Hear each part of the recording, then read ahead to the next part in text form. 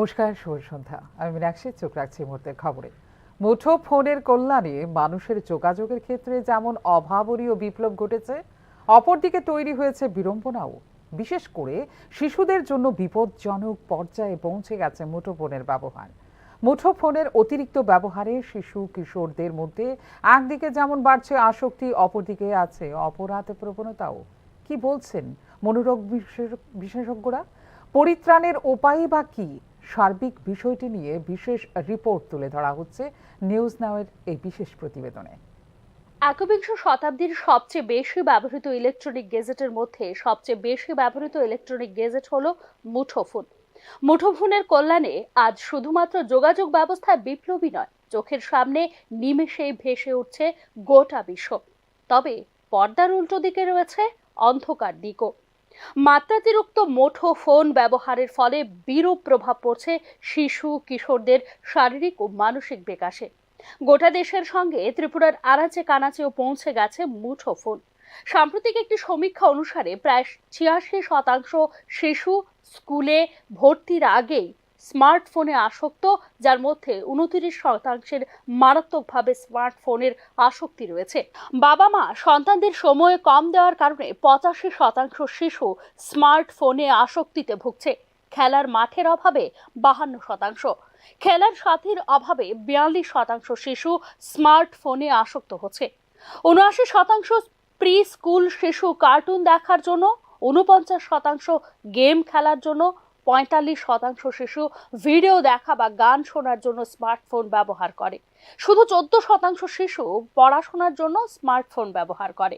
গবেষণায় নির্বাচিত ৪০০ শিশুর প্রত্যেকেই স্মার্টফোন ব্যবহার করে, যাদের মধ্যে ৯২% তাদের বাবা মায়ের স্মার্টফোন ব্যবহার করে এবং ৮% শিশু ব্যবহারের জন্য রয়েছে পৃথক মুঠোফোন। সমীক্ষায় পাওয়া তথ্য অনুসারে শিশুরা প্রতিদিন গড়ে প্রায় ৩ ঘন্টা স্মার্টফোন ব্যবহার করে, যা বিশ্ব স্বাস্থ্য সংস্থা কর্তৃক সুপারিশকৃত সর্বোচ্চ সময়ের থেকেও প্রায় ৩ গুণ বেশি। ৭৩% মা তাদের বাচ্চাদের স্মার্টফোন হাতে দিয়ে ব্যস্ত রাখেন কোনো রকম ঝামেলা ছাড়াই নিজেদের কাজ করার জন্য।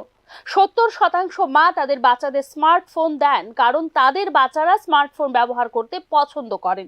৬৭% মা তাদের সন্তানকে খাওয়ানোর জন্য ও ৩১% মা স্মার্টফোন ব্যবহার করেন শিশুকে ঘুম পাড়ানোর জন্য। গবেষণায় দেখা যায়, যেসব বাবা মা প্রতিদিন ৩ ঘন্টা বা তার বেশি সময় স্মার্টফোন ব্যবহার করেন, তাদের সন্তানরা স্মার্টফোনে আসক্ত হওয়ার সম্ভাবনা প্রায় ৯০ গুণেরও বেশি। স্মার্টফোনে আসক্ত শিশুরা আসক্ত নয় এমন বাচ্চাদের তুলনায় মারাত্মক মানসিক স্বাস্থ্য সমস্যায় ভুগছে বলে উঠে এসেছে সমীক্ষায়।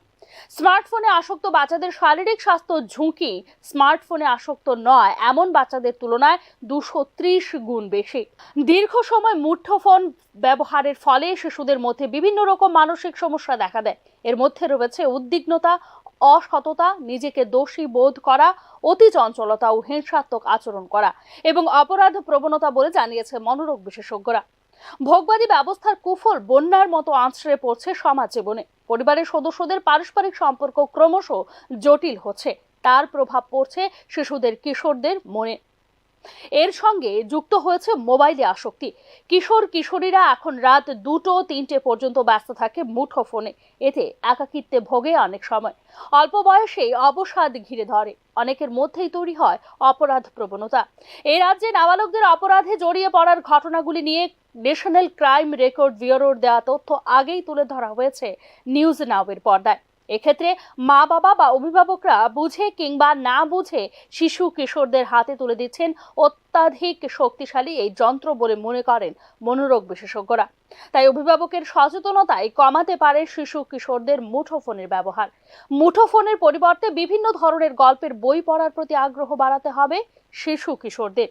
সৃজনশীল কাজ যেমন ছবি আঁকা, গল্প করা, নাচ, গান ইত্যাদিতে উদ্বুদ্ধ করতে হবে তাদের। বাচ্চাদের সামনে মুঠোফোনের ব্যবহার কমাতে হবে অভিভাবকদের। শিশুদের সঙ্গে খেলাধুলা ও গল্প করতে হবে। বাইরে প্রকৃতির সান্নিধ্যে উপভোগ করতে বেড়াতে নিয়ে যেতে হবে তাদের বলে নিদান দিয়েছেন মনোরোগ বিশেষজ্ঞরা।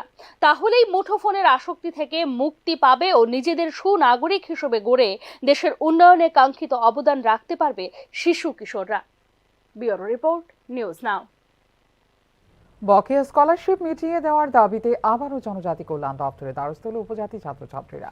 উপজাতি কল্যাণ দপ্তরের উদাসীনতায় পরীক্ষার ফি দিতে সমস্যার সম্মুখীন হতে হচ্ছে তাদের দাবি ছাত্রছাত্রীদের।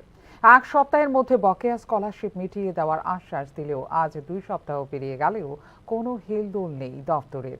অভিযোগ ছাত্রছাত্রীদের, ডিসেম্বরের প্রথম সপ্তাহের মধ্যেই তাদের প্রথম সেমিস্টার পরীক্ষার যাবতীয় ফি জমা দেওয়ার জন্য কলেজের পক্ষ থেকে বলা হয়েছে, কিন্তু জনজাতি কল্যাণ দপ্তর তাদের বকেয়া স্কলারশিপ মিটিয়ে না দিলে কিভাবে পরীক্ষায় ফি দেবে এ নিয়ে চিন্তায় ছাত্রছাত্রীরা। তাছাড়া গত নভেম্বর মাসের 1 তারিখ যখন তারা দপ্তরে যোগাযোগ করেছিল তখন দপ্তর থেকে বলা হয়েছিল যে ফিজিক্যাল ভেরিফিকেশন করার পর যদি এরা জেনুইন স্টুডেন্ট হয় তাহলে 1 সপ্তাহের মধ্যেই তাদের বকেয়া স্কলারশিপ মিটিয়ে দেওয়া হবে। কইছে যে director sir joint director sir যে গতবারে আমরা আইছিলাম এবারে কইছিলাম যে কলেজ জেনুইন ঠিক হইলে আমরা ফিজিক্যাল ভেরিফিকেশন করিয়া আমরা সবটা মানে চেক করি, আমরা যদি জেনুইন হও স্টুডেন্ট তাহলে আমরা তোমার 1 সপ্তাহের ভিতরে টাকা ঢুকামো। তারপরে হেরা আমরা কলেজে গেছিলাম 1 তারিখ নভেম্বরে ওইখান থেকে অফিস থেকে ভেরিফিকেশনে লেগে গেছিলাম অফু দেবনাথ আর আসলো কেশব কর। এখন পর্যন্ত 1 তারিখ গেছিলাম, এখন আজকে কত তারিখ 18 তারিখ। এরা কইছে 1 সপ্তাহের ভিতরে হইব, 1 সপ্তাহ তো অনেক হয়ে গেছে, এখন 3 সপ্তাহ হইব, এখন পর্যন্ত কিছু টাকার ব্যবস্থা হয়েছে না। অশান্ত মণিপুরে সহিংসতার মামলাগুলির তদন্ত এনআইএর হাতে তুলে দিল স্বরাষ্ট্র মন্ত্রক। রাজ্যে অস্থিতিশীল পরিস্থিতির কারণে 2 দিনের জন্য বন্ধ করে দেওয়া হলো স্কুল কলেজ। পরিস্থিতি নিয়ন্ত্রণে মণিপুরে 50 কোম্পানি অতিরিক্ত সিআরপিএফ পাঠানোর সিদ্ধান্ত নিয়েছে কেন্দ্র। মণিপুরে সহিংস ঘটনাগুলো বৃদ্ধি পাবার কারণে অতিমাত্রায় সক্রিয় হয়ে উঠেছে কেন্দ্রীয় সরকার। শনিবার রাতে সহিংসতার পরে মণিপুরে পরিস্থিতি এখনও উত্তেজনাপূর্ণ। রবিবার জিরিবাম জেলায় পুলিশের গুলিতে নিহত হয়েছেন একজন মেয়েতি বিক্ষোভকারী। এরপর পরিস্থিতি চলে যায় নিয়ন্ত্রণের বাইরে। এদিকে অস্থির পরিস্থিতিতে রাজ্যের স্কুলগুলিতে 2 দিনের জন্য ছুটি ঘোষণা করেছে রাজ্য সরকার। রবিবারের পর সোমবারও মণিপুরের নিরাপত্তা পরিস্থিতি পর্যালোচনা করেছেন স্বরাষ্ট্রমন্ত্রী অমিত শাহ। স্বরাষ্ট্র সচিব গোবিন্দ মোহন, গোয়েন্দা ব্যুরোর পরিচালক তপন ডেকা, জাতীয় নিরাপত্তা উপদেষ্টা অজিত ডোভাল এবং মন্ত্রকের অন্যান্য ঊর্ধ্বতন কর্মকর্তারা উপস্থিত ছিলেন এই বৈঠকে। এরপরই মণিপুরের সহিংসতা সংক্রান্ত মামলাগুলির তদন্ত ন্যাশনাল ইনভেস্টিগেশন এজেন্সির হাতে তুলে দিয়েছে স্বরাষ্ট্র মন্ত্রক। সোমবার আনুষ্ঠানিকভাবে মণিপুরের জিরিবাম জেলায় সহিংসতা সম্পর্কিত 3টি মামলার তদন্তের দায়িত্ব নিজের হাতে তুলে নিয়েছে। এদিকে ন্যাশনাল ইনভেস্টিগেশন এজেন্সি, যার মধ্যে 11 নভেম্বর সিআরপিএফ এর সাথে একটি এনকাউন্টার হয়েছে, যাতে 10 জন সন্দেহভাজন জঙ্গির নিহত হয়েছিল। গত 7 নভেম্বর আদিবাসী নারীকে পুড়িয়ে হত্যার তদন্ত করবে এনআইএ।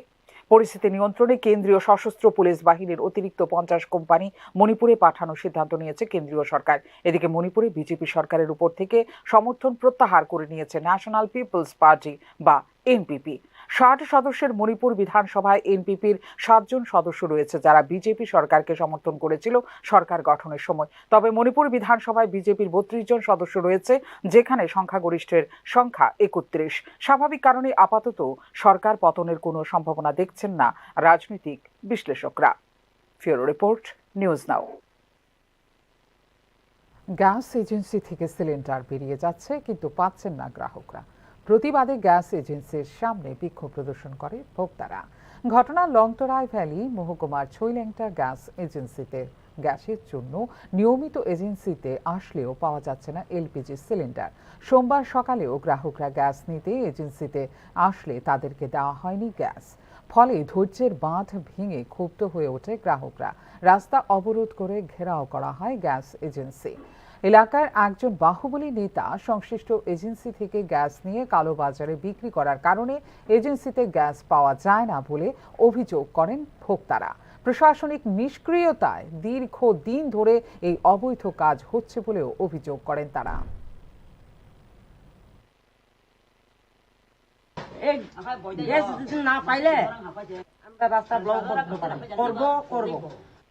আপনারা কয়দিন ধরে গ্যাস পান না?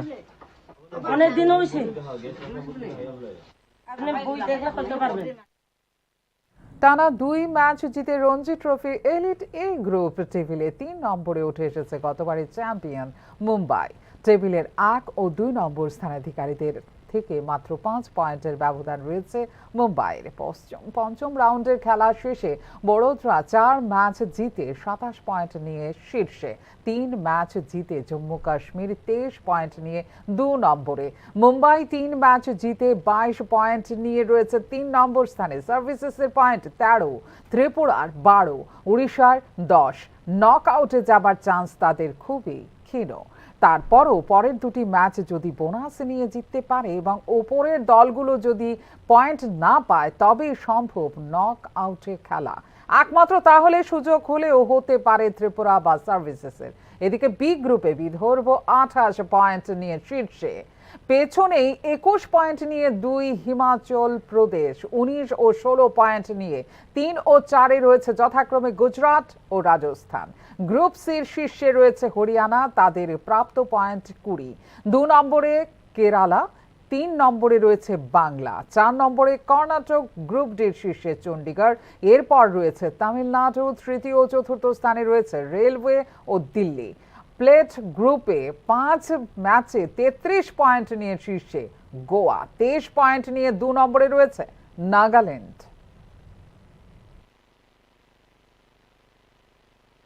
এখনকার মতো এই মুহূর্তের সংবাদ এই পর্যন্ত। অন্যান্য আপডেটস দেখার জন্য অবশ্যই নজর রাখতে হবে নিউজ নাওর পর্দায়। নমস্কার।